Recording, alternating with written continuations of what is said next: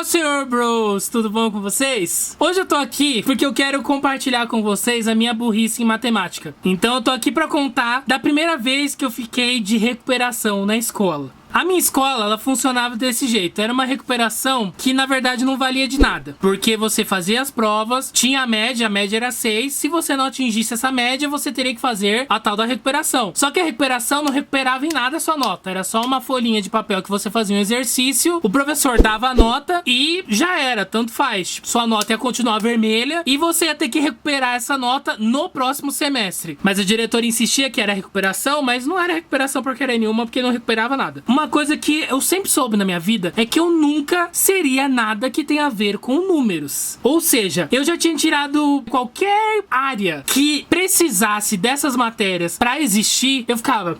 Beijo, viu? Aquele abraço. Deus abençoe você, tá? Tchau. Tô indo pro outro lado. Tchau, tchau, viu? Tchau, tchau, engenharia. Tinha umas coisas que eu gostava em matemática, tipo equação. Pô, que negócio bacana era fazer equação. Aqueles negócios de tipo continha, né? Aquelas contas legais. Até botar letra na equação, a gente até... Beleza, né? Mas... Aí vem aqueles negócios de produto notável. Quadrado do primeiro, mais 2 vezes o primeiro vezes o segundo, mais quadrado do segundo. É, meu filho, eu tive uma professora que mandou a gente decorar essas regras. Poderia lembrar de muita coisa mais útil pra minha profissão? Poderia. Mas o que eu lembro? Quadrado do primeiro mais 2 vezes o primeiro vezes o segundo, mais quadrado do segundo. Eu acho que ainda tinha mais coisa. Acho que eu tô esquecendo agora. Desde o 6º ano, era a mesma professora. Era uma professora que eu já conhecia de anos atrás, que ela já tinha dado aula pra mim em outras turmas, né? Quando eu era menor e tal. E aí chegou no 8º ano e mudou a professora. Era uma professora muito classuda, sabe? Ela era uma senhora muito classuda. Ela não era novinha. A mulher não repetia uma roupa. Eu não tô zoando pra vocês, porque a gente não presta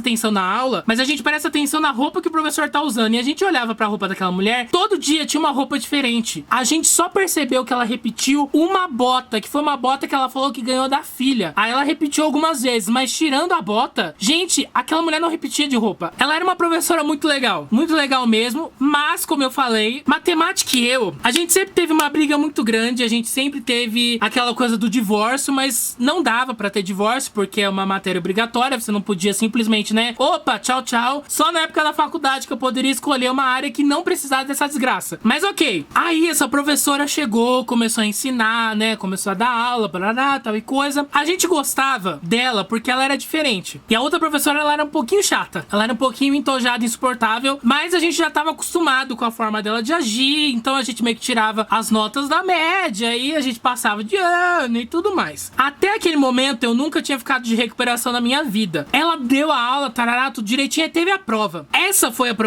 professora que eu tô falando pra vocês, foi a professora que fez a gente decorar o produto notável. Ela fez uma chamada oral que ela passou de pessoa em pessoa da sala, perguntando... Não sei o que, eu não sei o nome, mas os negócios era... Como é que era o nome dos trem, gente? Vocês estão estudando esses negócios? Bota o nome aqui. Porque eu sei que tem o quadrado primeiro mais 2 vezes primeiro vezes segundo mais quadrado segundo, mas o que era isso? Qual que era o nome desse negócio? E aí ela falava, não sei o que do não sei o que lá, e você tinha que falar a fórmula pra conseguir fazer. E aí, mano, mas foi um fiasco. Ninguém sabia aquele negócio, ninguém sabia a regra. Porque ela queria que a gente falasse como era a fórmula, só que dava pra fazer de uma outra forma, que você pegava um número, multiplicava pelo outro, você botava uns arcos, e eu sabia daquele jeito, sabe? E eu fiquei, mano, não soube falar, mas tipo, a sala inteira não soube, só minha prima, que eu estudava junto com a minha prima na sala, ela de cara, ela acertou porque ela já sabia. Ela sempre foi espertinha pra matemática. Ela pegou recuperação junto comigo, alguns anos depois, pegou, mas ela era melhor em matemática do que eu. Beijo, Tainá, te amo, tá? E aí ela deu uma outra chance, aí eu fui, me matei pra decorar aquelas desgraças daqueles negócios, e decorei, e aí ela tirou um ponto de todo mundo, porque como a Tainá foi a única que falou naquele dia, ela levou 10 e a gente levou 9, porque a gente falou no outro dia, porque ela deu uma segunda chance, porque ela viu que o negócio tava feio. Mas, voltando um pouco antes disso, ela deu a primeira prova dela. E aí, beleza, eu fiz a prova, aí teve um dia que ela me chamou, bem assim, ela tipo, Daniel, vem cá. Aí eu fui, né? Fui lá, né, pequenininho, gordinho, feio, né, desengonçado que sou, continuo sendo, talvez. Aí ela virou pra mim e perguntou: Daniel, como que estão sendo as aulas de matemática pra você? Você tá conseguindo entender? Aí, o que eu pensei? Eu, que vivo com os meus pais, fui inserido muito cedo nessa coisa de feedback. Meu pai, por exemplo, ele sempre que ele faz algum curso, ele pede pras pessoas darem o feedback delas a respeito do curso. Aí, o que eu, idiota, iludido, pensei foi que, nossa, que legal, ela tá querendo um feedback meu. Ela me acha tão importante que ela quer que eu fale um feedback da aula dela pra ela. Nossa, que legal. Me senti a última bolacha quebrada do pacote. Aí eu falei, não, tá tudo bem, tá dando pra entender sim, as aulas são boas, tarará. Aí a professora virou pra mim e já soltou a bomba. É porque você foi muito mal na minha prova. E aí eu fiquei tipo, quê? Aí ela falou, por isso que eu vim te perguntar, porque se você tá tendo alguma dúvida, pode perguntar, eu te respondo tranquilamente, eu quero que você aprenda. Né? Ela foi super fofinha até no caso, mas ela falou, tipo, você foi muito mal na minha prova. Eu fiquei, danou-se, acabou, tchau mundo, tchau, beijo, tchau. Chegou a época de saber quem ficou de recuperação. Eu iludido, eu era uma pessoa muito iludida, eu sabia que o negócio tava errado, mas eu me iludia. Aí eu virei pra professora, na hora que ela foi revelar quem tava de recuperação, eu falei, professora, eu só tô preparado pra ficar de recuperação com a senhora. Aí ela deu aquela risadinha, mas no fundo eu não tava. Eu falei, mano, eu não fui tão ruim assim. Eu devo ter tirado o quê? Um 4, um 5? Talvez. Ela falou, eu estava de recuperação, o que aconteceu? O Bocó aqui começou a chorar, como se não houvesse amanhã. Porque eu nunca tinha ficado de recuperação. Eu fiquei, meu Deus, babou-se, deu-se tudo. Tchau, vida. Beijo, aquele abraço. Ela foi, deu a recuperação e ela mostrou a prova. E eu tirei 3 na prova. Acho que foi o meu primeiro 3 na vida. Depois daquele 3, vieram muitos outros 3, 2,5, né? 1 eu nunca tirei. Isso eu posso me orgulhar. Nunca tirei 1. Mas 2,5 já tirei sim. Já tirei 3, mas acontece, né? Não me imitem. E aí eu fiquei de recuperação pela primeira vez. A primeira de várias. Que depois daquela vez, aí que o divórcio com a matemática aconteceu de vez. Porque ela olhava pra mim e ela não me largava. E aí depois acho que eu fiquei mais, sei lá, quantas 300 vezes de recuperação já no ensino médio. No primeiro, no segundo, acho que no segundo ano eu fiquei de recuperação até no último semestre. Eu tive que ir uma semana a mais na escola por causa da bendita recuperação de matemática. Eu e a sala inteira. Aí você vai me perguntar, mas por que cargas d'água você tá vindo falar da sua primeira recuperação aqui? Sabe por quê? Porque quando a gente fica de recuperação de uma matéria na escola normal e você não se deu bem na matéria e depende muito da escola, tem escola que se você, vamos dizer assim, que você não atingiu a média em 2 matérias, se não me engano na minha era mais de 2. Se você ficasse de recuperação em 3 matérias no final do ano, reprovado. E na escola da vida, na escola de Deus, é bem assim. Só que Deus, ele reprova a gente por muito menos. Ai, Deus é mal, Deus é... Não, Deus não é mal, Deus não é nada disso. É porque ele nos ama que ele reprova a gente. Por exemplo, se tem uma matéria que eu estou aprendendo desde sempre, é sobre perdão. Porque se tinha alguém coração duro aqui, tipo o coração da Rainha Má, da Branca de Neve, que queria arrancar o coração das pessoas e botar em potes, esse era eu.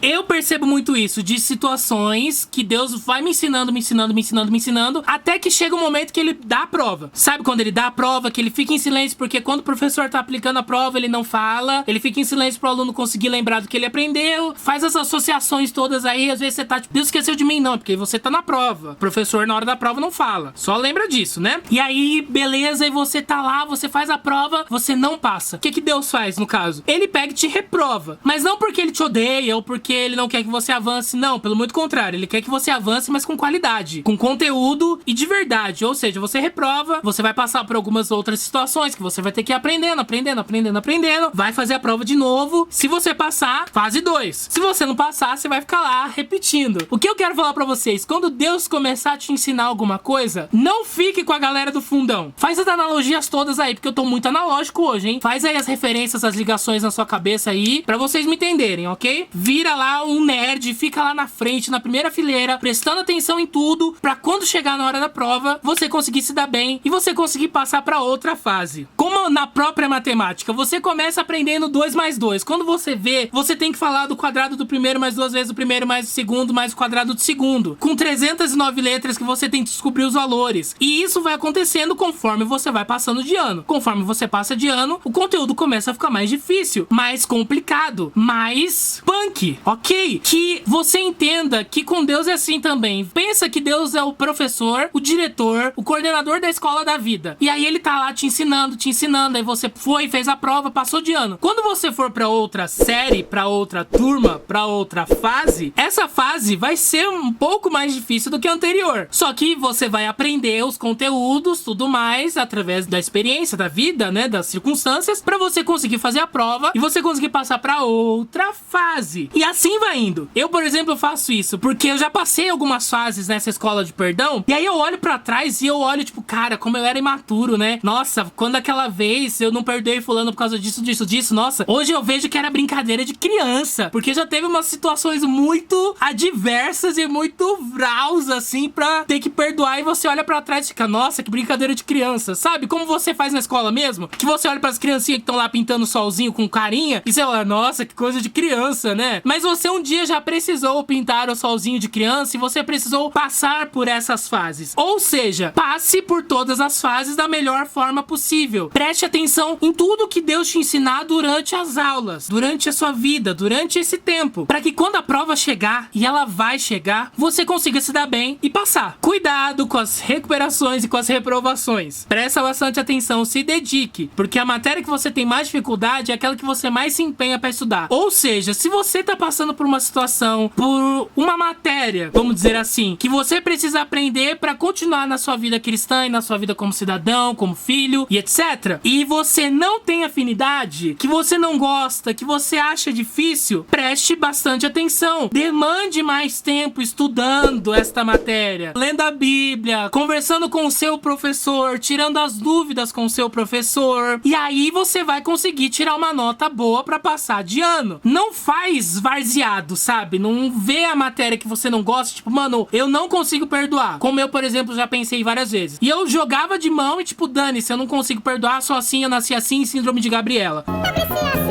eu sou mesmo assim, você sempre assim, Gabriela. Meu, foi muito dureza, porque eu fui reprovando várias vezes na matéria e isso ia me quebrando, até que eu criei vergonha na cara e fiquei, não, realmente, eu preciso disso pra virar uma pessoa melhor, pra conseguir ter um comportamento mais parecido com o de Jesus. Logo, eu preciso demandar tempo estudando esta matéria. Se é o mesmo caso com você, demande bastante tempo estudando essa matéria que você tem mais dificuldade, porque aquela que você tem mais facilidade vai ser mais fácil pra você. Você não vai ter que demandar tanto gasto, mas aquela que você tem mais dificuldade, que é provavelmente a matéria principal da sua fase com Deus agora, você vai precisar estudar bastante, você vai precisar se dedicar bastante. Eu espero que vocês tenham entendido a analogia louca, frenética que eu fiz aí, mas eu pensei nisso e eu fiquei, mano, vamos conversar sobre isso e fazer analogias, porque nós gostamos de analogias. E esse era o recado que eu tinha pra dar pra vocês hoje. Se você gostou, dá o seu joinha aqui embaixo pra ajudar a compartilhar. Compartilha também esse vídeo nas redes sociais pros seus amigos, me ajuda aí, cara, por favor. E comenta aqui embaixo alguma situação que você passou, tanto fisicamente, de recuperação e reprovou e tudo mais, como também espiritualmente na escola de Deus. Conta aqui embaixo que eu quero ler. Se inscreve no canal se você ainda não faz parte da família e assista os nossos últimos vídeos aqui do lado. Semana que vem nós estamos de volta para mais um vídeo. Deus abençoe.